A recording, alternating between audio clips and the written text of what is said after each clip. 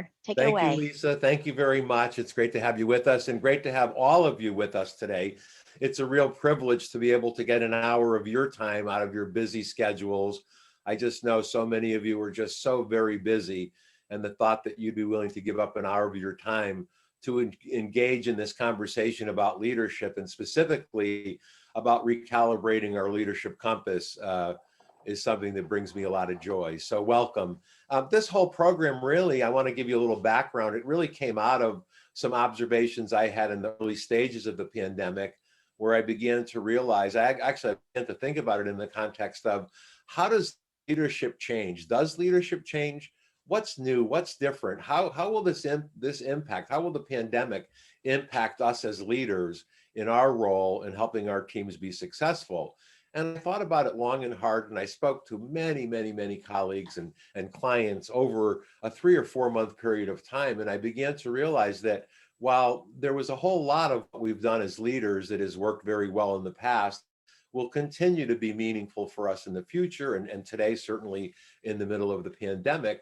But what I got a very strong sense was that there was an opportunity for us to kind of challenge some of our notions of leadership and maybe assumptions even of leadership, and really take a time out to think about who are we as leaders and what do we stand for as leaders. And so I saw this as an opportunity for us to do just what the title says, to recalibrate our leadership compass.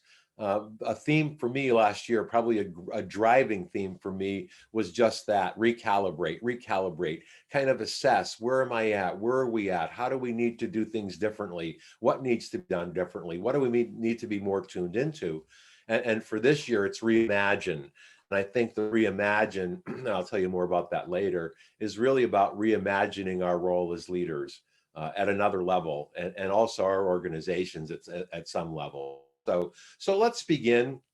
I wanted to start off the program by sharing with you a very fun tip. And this is it here. I'm going to be quiet so you can hear the music.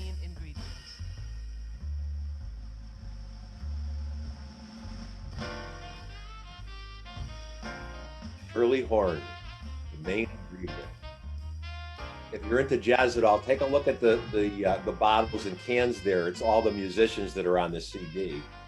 But I put this here for two reasons. One is I think it's wonderful music, and I thought, how about that? We can kick off our time together by listening to some good tunes. Hopefully you like this kind of music. If you don't, I appreciate that as well. But the other reason, really the main reason, is it's a reminder for us that as leaders, we're the main ingredient that makes this happen. Now, to be sure, I want to be very clear. I would not miss the opportunity to say the following, and that is, it's our teams that make it happen. We know that for sure. I know that for sure. But when we think about leading the organizations, leading our departments, leading our teams, it really starts with us. And so when I think about our time together today, and I think about the huge responsibility and opportunity, by the way, that being a leader represents, I'm reminded of the fact that it starts with us. We're the main ingredient that makes this happen. And so what I'd like to do is just have you think about that, and let's dive in a little bit. Everybody on this webinar has been through a gazillion Zoom meetings or team meetings or other platforms. I don't think I really need to show you this slide. I think the most important thing on there is this is your time, enjoy it. For those of you that I've not had the good fortune of working with, this is a little bit about me. I summarize all of that by saying I'm a passionate student of leadership. I'm working on my 3rd book. I've had a bunch of articles published. I still have so very much to learn, and that's why I consider myself a student of it. The theme on the Navigator, you see that on 2 of the books, the Navigator's Handbook and the Navigator's Compass, is really it's really linked to what we're doing today. It's this deeply rooted belief I have that all of us have a moral compass, and that when we use that moral compass to guide us, we're navigating. It's really about being the best that we can be in all of our roles. And I'll tell you a little bit more about that later. That Lessons in Leading Change, just very briefly, is an MBA textbook, which I had the privilege, it was a real privilege to be able to submit a peer-reviewed case study to a group of academics who accepted it and included it in that book. And that case study, that may have some relevance, I think it probably has a relevance for a lot of you, is titled Leading Change from the Top Down, The Importance of Executive Sponsorship. That's on my website. I'll give you a link to that later. But let's go a little bit further. I like quotes a lot. Those of you that I know are with me today that I've had the privilege of working with know that I use quotes a lot. Quotes make us think. Quotes are conversation starters, which I'll spend more time on talking about in just a second. But I want to read this. I don't read slides. I didn't ask you to be with me for an hour so I could read slides. You can read slides. I'll probably highlight a few of the slides, but I will read every one of the quotes that I have, and there are several more. So this Jacob Hirsch from Toronto, University of Toronto, says, at times like these, the quality of your leadership is dependent on how you perceive change and how well you're able to adapt to and navigate uncertainty. These are defining moments. Now, granted, I get it. We've been in this for a year. We've all come a really long way. But I think it's also important that to acknowledge that our teams need us to continue to evolve as leaders. They need the very best from us at all times. And I think this is a good reminder of that. But I also want to come back to that conversation starter reference that I made a moment ago. A lot of this program today will have what I call conversation starters woven into it. And what I mean by that specifically is this. I hope, it's my sincere and deeply rooted hope, that you will get back to your workspace later today or tomorrow or the next day and have a conversation with someone on your team. Maybe it's one of your direct reports, maybe it's your leadership peer group, maybe it's the executive on your team or in your organization, about what you did today and about the topics that we're talking about. And I think it's very important to note that conversations are where it happens. It's where it begins, right? It doesn't have to be heavy lifting. It's about having a conversation. And so I encourage you to be looking for ways that you can draw conversation starters out of the material today that will aid you in being able to go back to your workspace and have these conversations. So I want to just give you a little quick snapshot of where I want to go today. You can read these. They're all important, of course. They wouldn't be there otherwise. But I think the last one is my favorite, and it's really about thinking and sharing and learning. One of the important reasons why we're fortunate to have Lisa Gallo with us as our producer today is that she's going to help us all navigate this in an opportunity and in a way that will provide you the outlet to have conversation. This is really about conversation. This is not a lecture. We're all going to get more out of this if we open up to sharing and thinking and learning together. And so throughout the program, I invite you to please participate in those opportunities that are presented via either chat or, of course, by muting. Lisa will help you with that, and we can hear your voice. So we can start with this first one. That's kind of where I want to go with the program today. What's one thing you would like to leave with? So let's use chat or unmute if you'd like, whatever format is easiest for you. Lisa's tracking that. We'll track the chat. What's one thing that you would like to leave with? Go ahead, please. That was what I hoped for. What do you hope for? Let's see. So, all right. Okay, thank you. I'm reading it. Oh, it's going too fast for me. Okay. Lisa, what are you tracking there? I'm actually not seeing anything. So okay. You might be getting private chats. Oh, there we go. So then, okay, go ahead. Do you see something? Oh, a time. Yeah, I see. Yeah, that's a good one. Yeah, very good. A time out to think. Always leave with takeaways. Thank you. It's easy to be reminded of. Yeah, and that's a great frame of reference. You know, I do believe this with deep conviction that you know all of this already. This is an opportunity to be reminded. It's an opportunity for all of us to get reconnected to these things that are critically important parts of who we are as leaders. I need to be reminded of it just as much as anyone else, and maybe even more so some days. So good, thank you very much. So I want to go to a kind of a context, and I think this is a good frame of reference for us. So our new reality, which obviously isn't so new anymore because it's a year, is that the world as we knew it a year ago feels like it's been turned upside down. I think it's true for every one of us, and I think it's true for every member of our teams.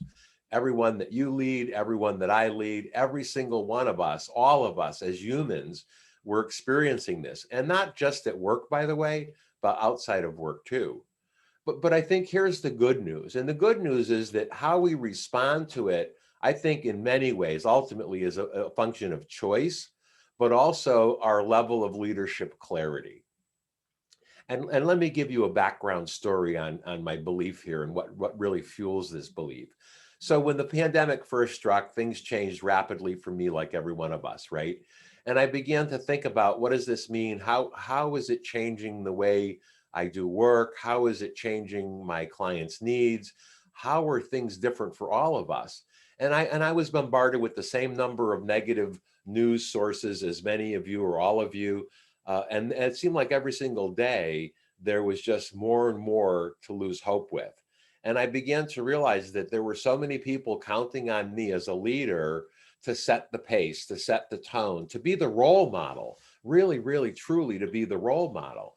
And I began to realize that, you know what, I had an obligation. I really do believe it's an obligation. It's a responsibility, an obligation, however you want to call it, to these people, both in and out of work, by the way, because one of the truths that I know about leadership for sure is that it's not just limited to work. It's a 24/7 gig, right? In fact, as someone once said to me, hey, there's no off switch on leadership. And I couldn't have said it better. I think that's very true. And so as I begin to think about the clarity piece, the more clarity we have, I think the more we're able to grasp and even embrace this opportunity called leadership. So I like this quote from Ralph Marston. This is another really good conversation starter. So being positive in a negative situation is not naive, it's leadership. And I know everyone here agrees with that. But I want to, and this is again another conversation starter, but let's get some more input going here. Let's engage some more. And let me ask you, what value does a positive attitude create for you and those around you? Let's use chat, or you can unmute if you'd like, whatever's easiest for you. And Lisa's here, our chief navigator, producer officer. So what value does it for you? Like that new title? I do.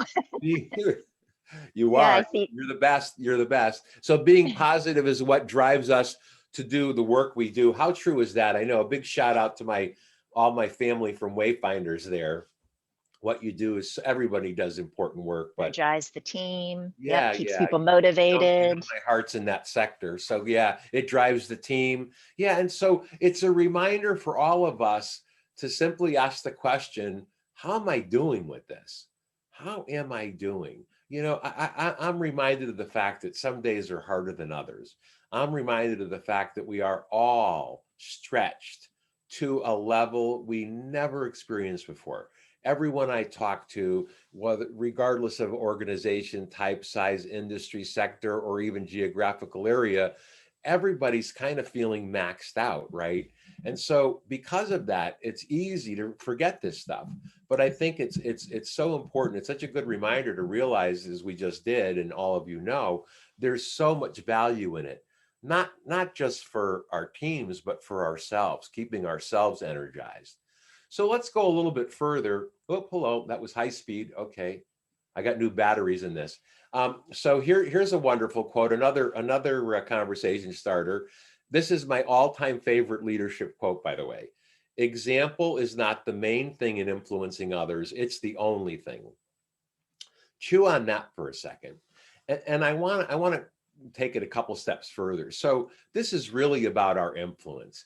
And I have been so curious about leadership influence for a really long time. When I was writing my first book, The Navigator's Handbook, 101 Leadership Lessons for Work and Life, I began to explore the whole idea of leadership influence. And at the time, now going back about 10 years, I came to the realization that there were kind of two dimensions of leadership influence. One was what I called productive influence, and the other was what I called, and still do call, destructive influence.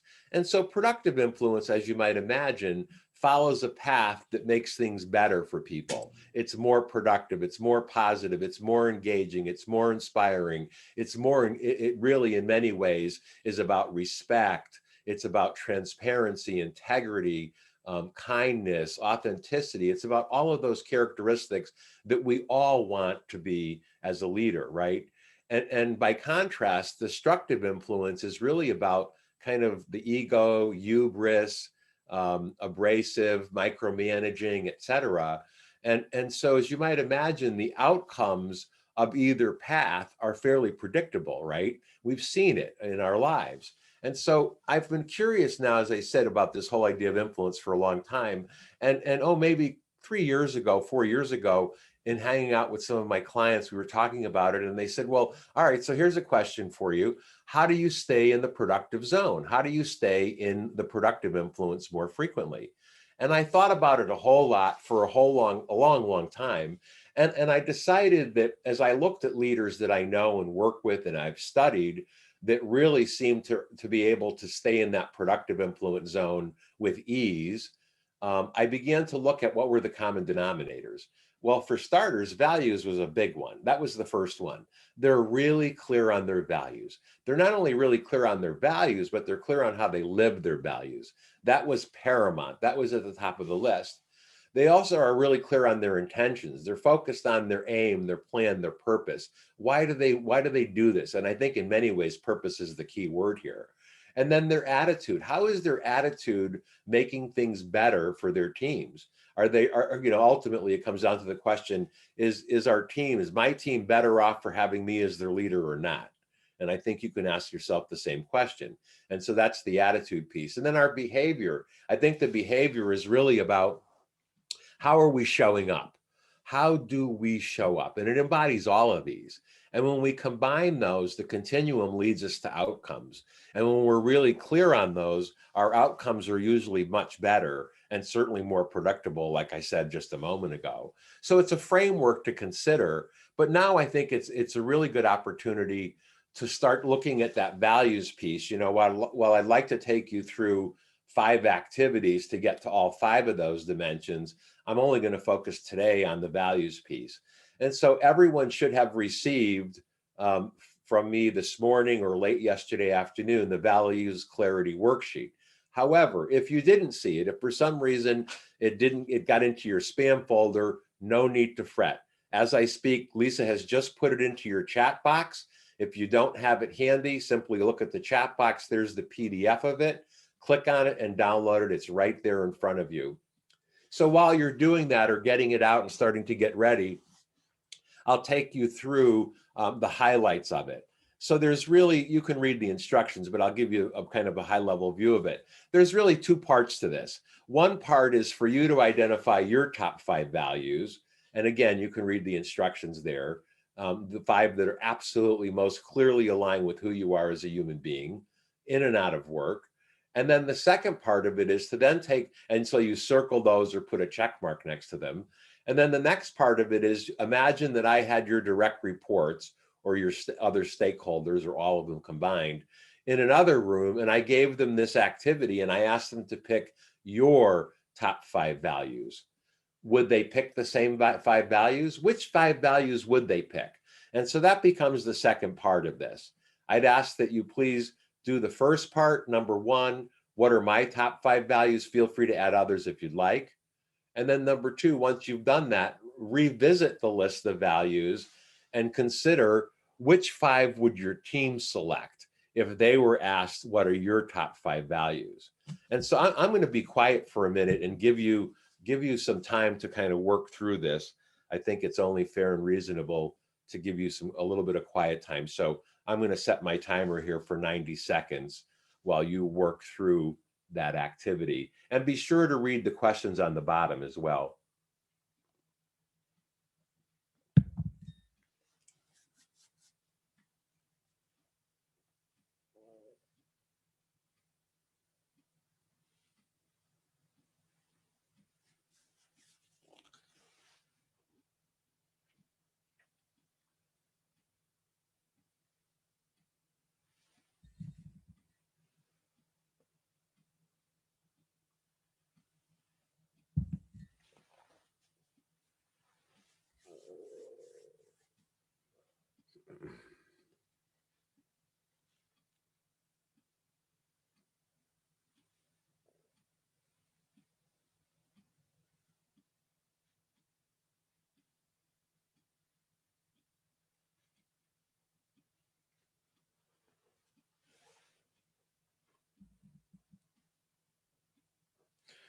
Okay, I'm back.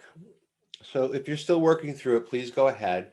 I'll just share this with you. Number one, you are welcome to share this with anybody in your organization.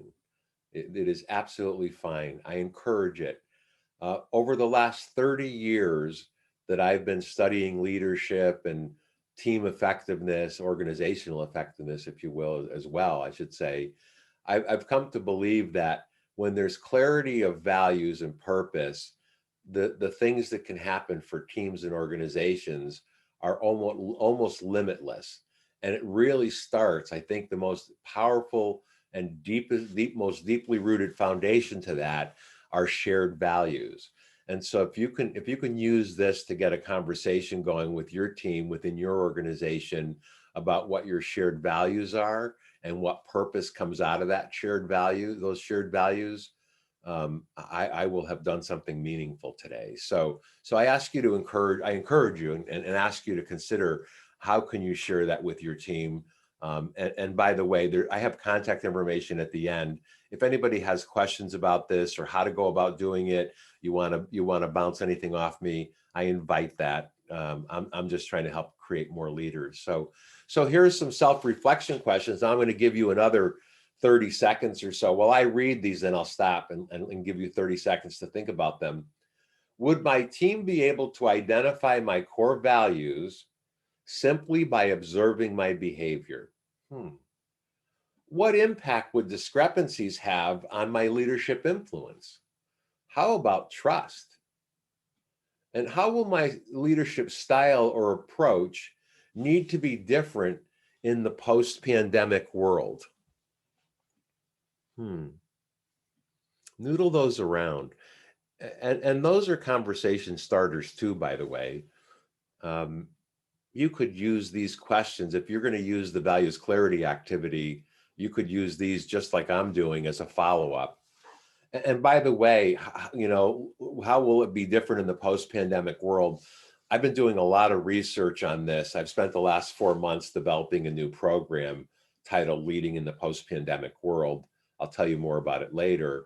And I've done some polling of leaders, over 100 so far, to look at when will we be living in the post-pandemic world? Is it late 2021? Is it late 2022? When is it? As of recently, as of like the last part of the poll or the most recent poll ending last week, it's trending very much towards late 2022. In fact, I think it's worth noting that a full like 21 or 22% of the people that replied said it's too complex to predict. So, but we will hopefully, I believe this, we will all be in the post-pandemic world as leaders, and it gives me something to be hopeful for, and I hope it does for you as well. But they're good questions, and please feel free to share them. So here's another great quote from Amy Edmondson from Harvard. The reason self-awareness and mindfulness are so important in times of crisis is because leaders become emotional contagions, inflicting positive or negative emotions and feelings on others. To me, it comes back to that question, how do I show up? I know I'm just like every one of you, we're all carrying a big load, right? We all have a lot going on in and out of work. And again, as I said before, some days it's really hard. It's really hard. There's some days where I wonder if I got the juice to get through the day, but I do. I plug along. I'm hopeful. I'm generally an optimistic person, and I find strength in the work that I do and the relationships that I have and build through this work. So I figure it out. I get through it, but I understand. I think it's a good reminder for all of us to ask that question, how am I showing up? Because if we think about how we set the tone by how we show up, it's a good reminder for all of us.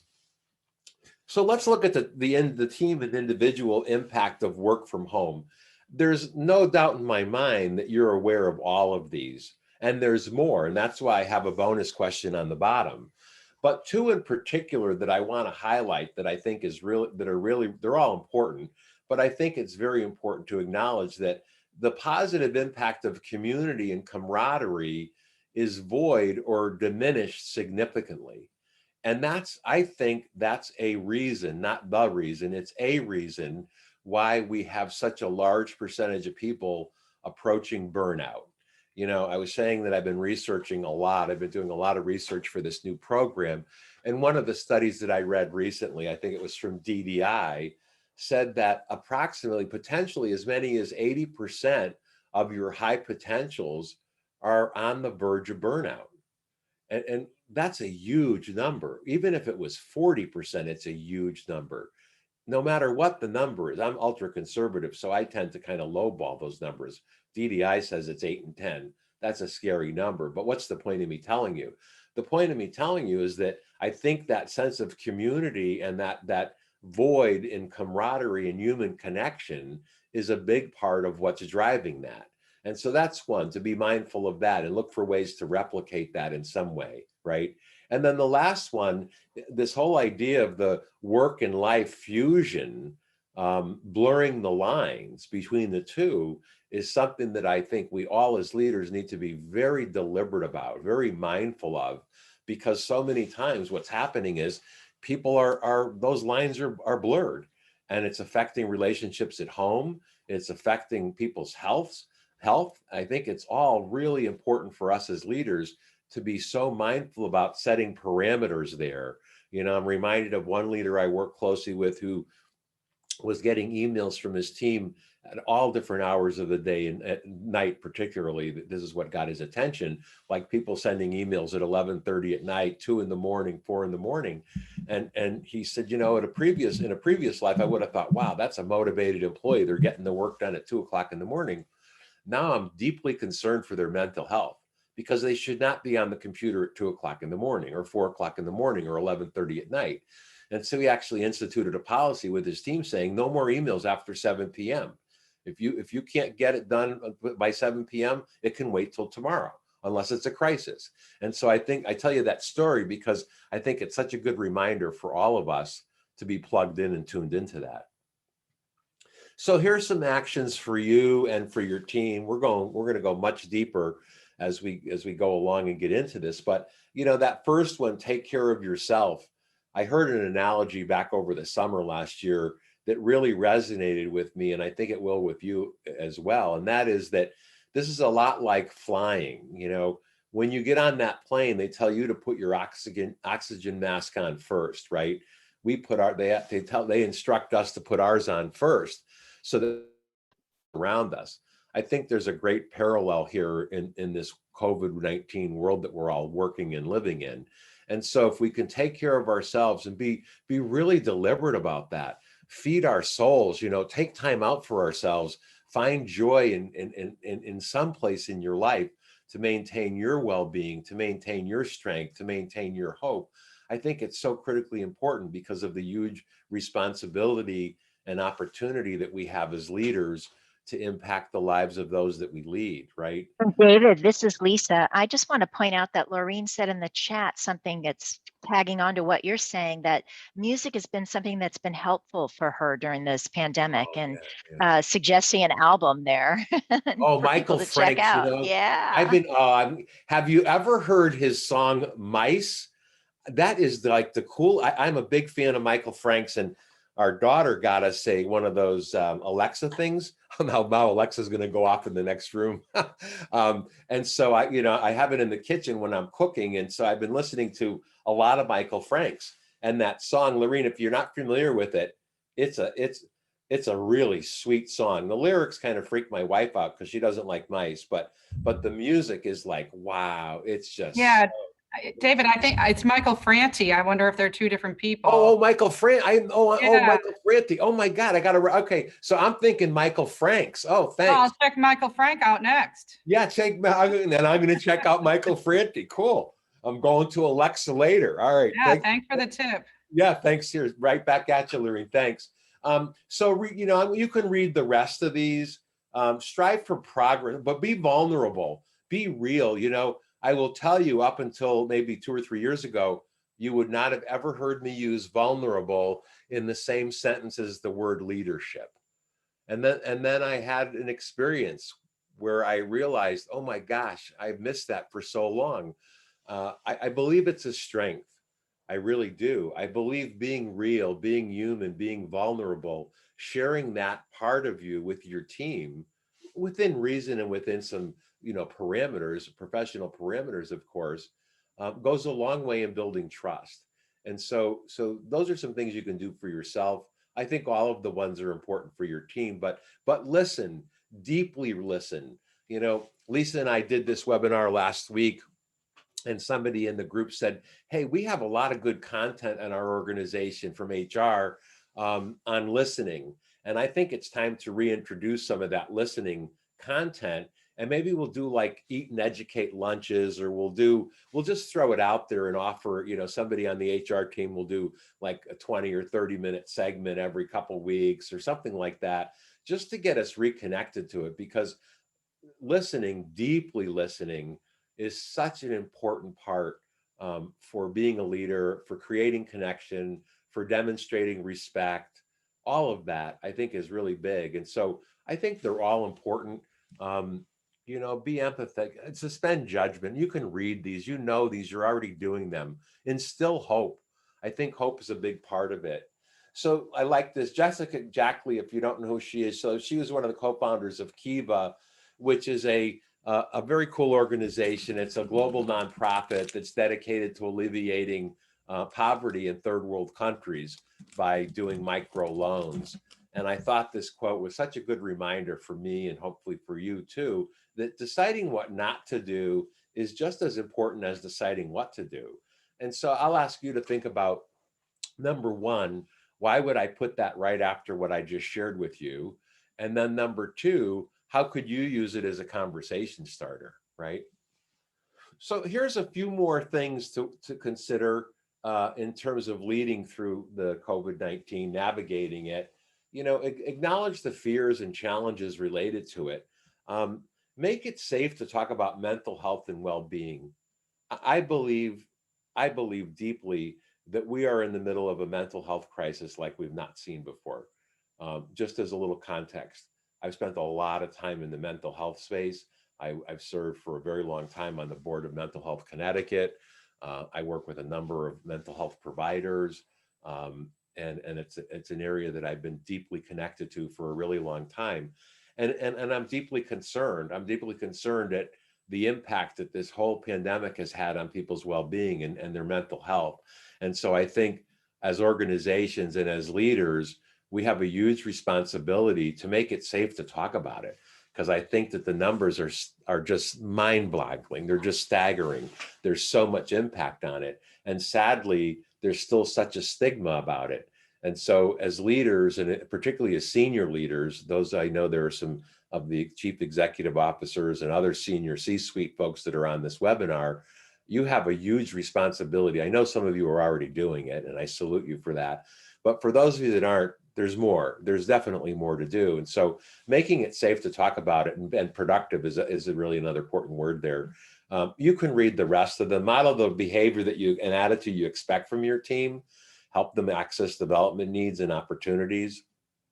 I like that scheduling a standing 30-minute call. Here's a shout out to Derek Morris, who's doing his 2 15-minute ones a week, which is such a great idea. There's a lot of you on this webinar know Derek, and he's just doing that. He and I talk with some degree of frequency, and we talk a lot about what are you doing, what are you seeing, what are you hearing, what's going on. And I know that's a great way of doing it. So whether it's a half hour or 15 minutes, but the key is no agenda. I think of it in many ways from my vantage point. I think of it as connection time.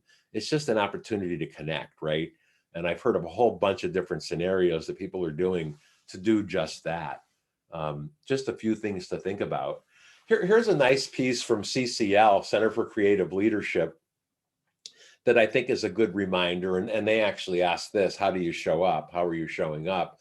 But this is a framework in their content about crisis leadership and the attributes that allow leaders to be successful. And look at where it starts. It's that compassion, right? It's that being deliberate, mindful, paying attention to how my staff, how my team is doing, really being tuned into it. One of the things that I'm tuned into is that, and I think a lot of you are too, but I know I need to be more tuned into it, is that there's so much going on. It's so easy to get distracted. It's so easy to get distracted. I know personally, I have to work overtime. I really do. I have to work overtime a lot of times just to keep that in check and to stay present and to stay grounded and to be a good listener and to really kind of have that compassion, have that compassion come out. And so I ask you to think about how that plays out for you. The authenticity, I think it includes that self-awareness. We saw that on the Amy Edmondson quote. We saw that with the values clarity. The values clarity, by the way, just as a frame of reference, is from an emotional intelligence workshop and webinar that I do. And I just thought it would be so clear, so important to put it here. And that's a self-awareness, right? And so that self-awareness of our own thoughts, our emotions, our alignment, our outer beliefs and behavior, and then transparent vulnerability. Just think about that for a second. Transparent vulnerability, and come back to what I said a few minutes ago, that I really believe strongly, and I know a lot of you do too, that it's a strength. That's what our teams need. They need us to be real. I think in so many ways it's so important for building trust, for building human connection, that we do that. And then that clarity is the transparent communications. You can read all of them. I like the resolve too, and I think it's about all of these. And I think it's about being able to consider, how am I doing with them? Which one could I do more of? Which one should I start paying attention to? I'm often reminded that this whole process of learning comes out of little things like that. It's just asking that question, which one should I pay? Which one has not been on my radar, right? Here's a good quote from Richard Boyatzis. I always mess up that name. This is a time for leaders to try to invoke or provoke a degree of reflection, spending time talking about shared purpose and shared values.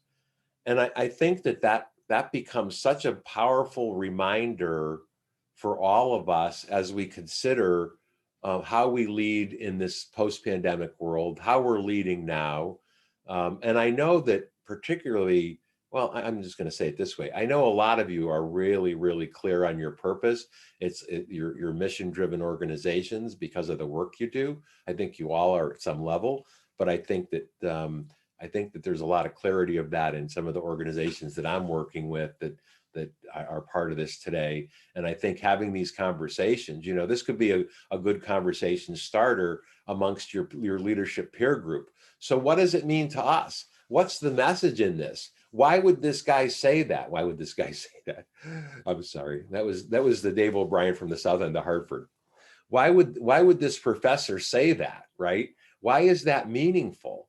We're getting some, yeah, thank God.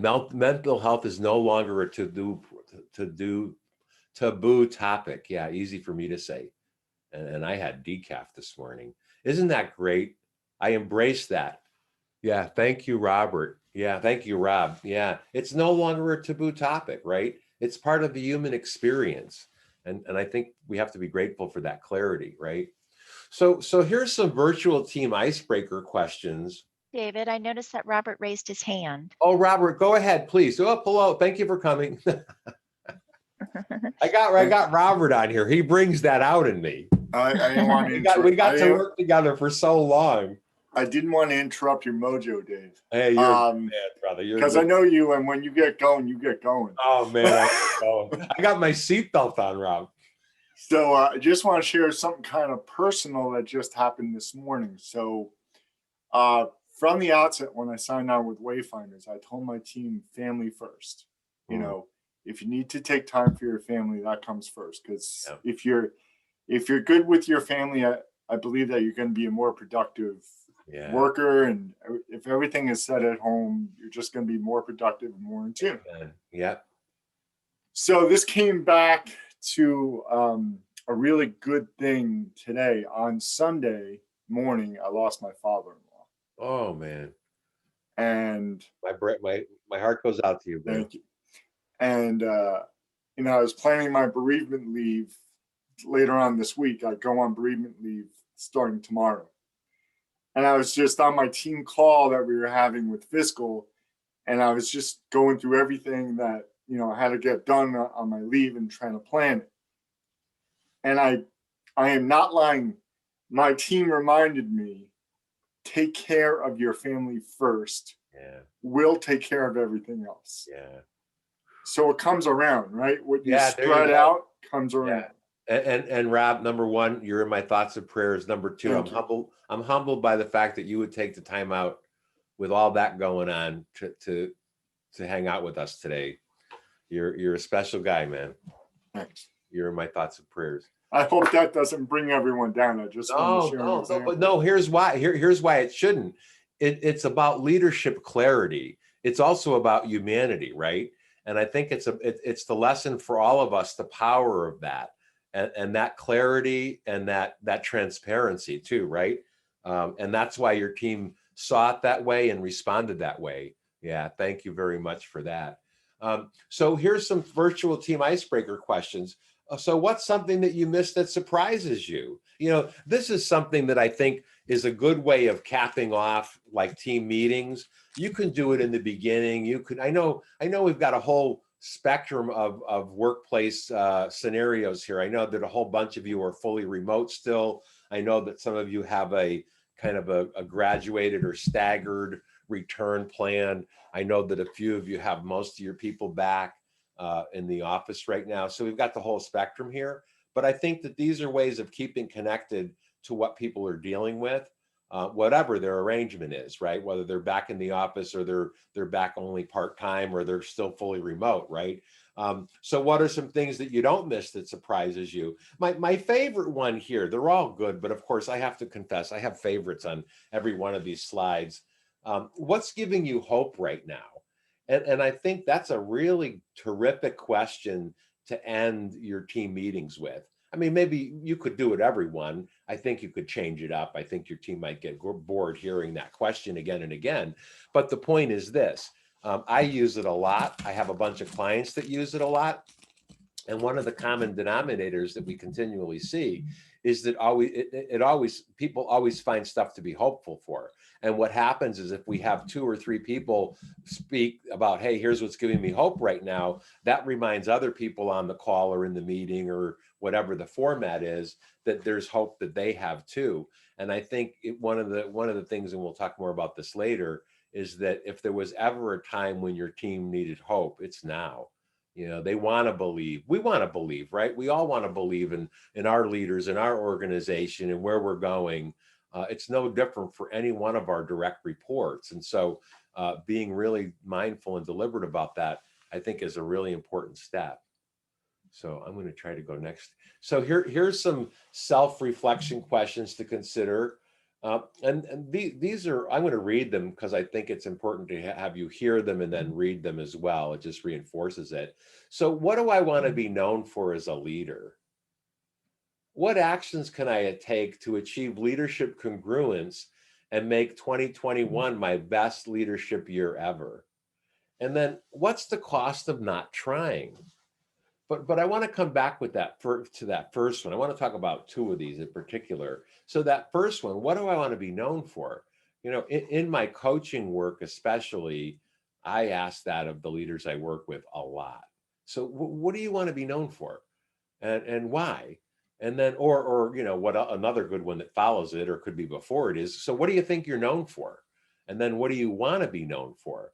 And so, I remind folks, and I know the Wayfinders crew that was part of the fiscal department project that I worked on have heard me say this. So I know I want to be known for being kind, respectful, integrity, compassion. Those are really important guideposts for me as a human being. And I know for sure, just like every one of you knows for sure, they're just words unless I act on them. They're just simply empty words unless I'm really clear on how do I show up and how do I demonstrate that, right? And it's not about just giving a 2-second consideration. It's about trying to stay connected to it, right? And then that second one is, so what can I achieve? What actions can I take to achieve congruence? And so congruence to me, and everybody has a slightly different variation, and isn't that wonderful, right? There's no single one perfect definition. I think it's whatever you think it is. For me, it's that I walk the talk, right? For me, it's that I do what I say what I do. It's that simple. And that's congruence. And that, I think, further speaks to the values clarity piece, where I not only am clear on what my values are, but I'm clear on how I live those values. I learned that from leadership role models that I've had, and leadership heroes and mentors that I've had. And then what the second part of that is, what's it going to take to make 2021 my best leadership year ever?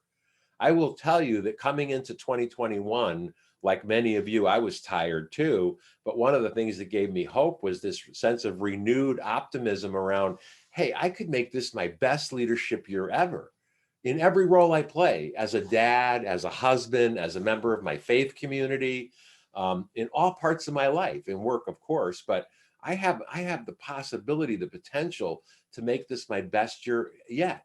Will it be my best year yet? I sure hope so. I'm trying. I'm doing my part. You know, we're at the end of Q1. You know, calendar year Q1, and that's okay. But I'm hopeful. And so I ask you to think about those. So I want to give you some other resources that will help spark those accountability conversations. So if some of you I know are familiar with the website, if you're not, it's workchoicesolutions.com. And on the navigator bar, there's learning resources. And under the learning resources, there's a whole bunch of drop downs. And the drop down menus include things like leadership assessments. The values clarity activity would be there, by the way. There's also a whole bunch of these articles of mine. I will tell you that my new article, which comes out, I know some of you, I think you're all going to get the newsletter. I'm not sure. I have to check with marketing. I think that everybody who signed up for this is automatically going to get the newsletter. If you don't want to get it, you can just unsubscribe. But it'll come out, I think it's the 5th or 6th of April. And in that is my new article. And the new article is called Beyond Engagement. And it's something I've been noodling around for a while. What's beyond engagement? You know, so much of what we do as leaders is work to create a culture of mutual respect and engagement and collective community, right? And engagement is a critical centerpiece of it for a lot of reasons. I'll just leave it at that. And so this new article is called Beyond Engagement, and it explores this theory I have of how you get your team to another level beyond engagement. And so I'm pretty psyched about it. It comes out in a couple of weeks. The others are self-explanatory. The State of Leadership Influence takes a deeper dive into that leadership, the 5 dimensions of leadership influence. I like the article a lot. I write 4 a year. I really like a couple of them, just to be honest. I really like a couple of them. They're like, I get pretty jazzed up. They're all good. You know, I have, they're peer reviewed, so I don't put out garbage, but I just happen to, sometimes I spend more time on others. Sometimes, usually I think what happens is I just think more deeply over a longer period of time. And so it becomes, the truth in it becomes more clear for me. And then anyway, also I mentioned to you earlier on that I have been working on this new program, and this new program is Leading in the Post-Pandemic World. It's going to be on April 28th. Lisa will be the producer for that as well. And on the website under Learning Resources, you'll see media. And there's a section there called media. And there's a bunch of, I've been doing a fair number of podcast interviews and some media interviews about some of this work. And right there at the top, I think it's just below one of my most recent media interviews, is a promotional flyer for it's April 28th program. So if you're so inclined, you're welcome to attend. Okay, that's what I have for that.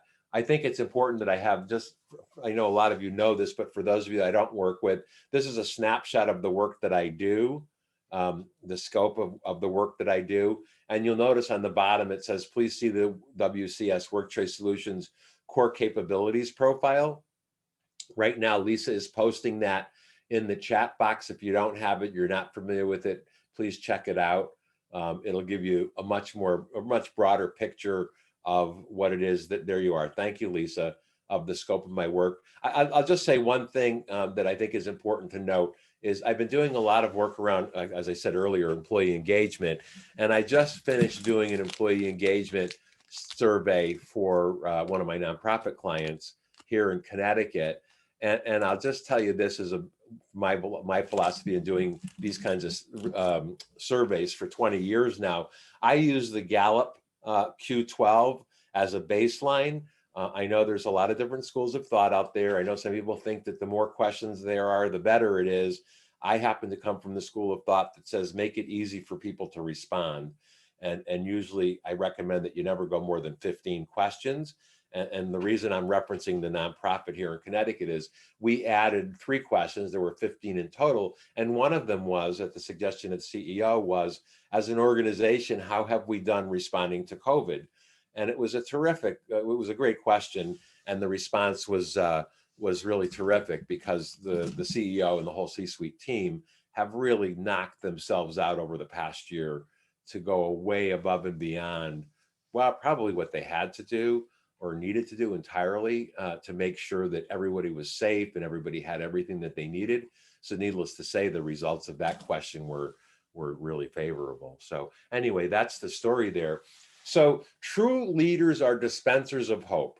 I get it. This is not by any means the most revered leader to ever live. In fact, I'm not sure he was revered at all, but there was a lot of truth to this. And I think the question for me becomes, what am I doing to instill hope in my team? Who on my team, and this is another conversation starter, by the way. I could envision you sharing this quote with your leadership peer group and saying, hey, what does it mean to us? You know, what is it telling us? Why does this matter? I think, you know, so much of this is about engaging in conversation. And I think in many ways, you know, I'm reminded of Meg Wheatley. Some of you know her work from Leadership in the New Science and some other stuff that she's done. But she, you know, she has a great quote, and I've used it in some of the programs. I think some of my family there from Wayfinders has seen it in one of the programs we did. And that is, very great change starts from very small conversations held among people that care. And I think that resonates so clearly here for all of us today. Let me say it again. So very great change starts from very small conversations held among people that care. And you inspired me. I have to tell you, you folks inspired me to remember that, because I'm reminded of it, I guess, as a baseline, because you're giving up your time today to be part of this, to try to be a better leader, to be more deliberate and mindful as a leader.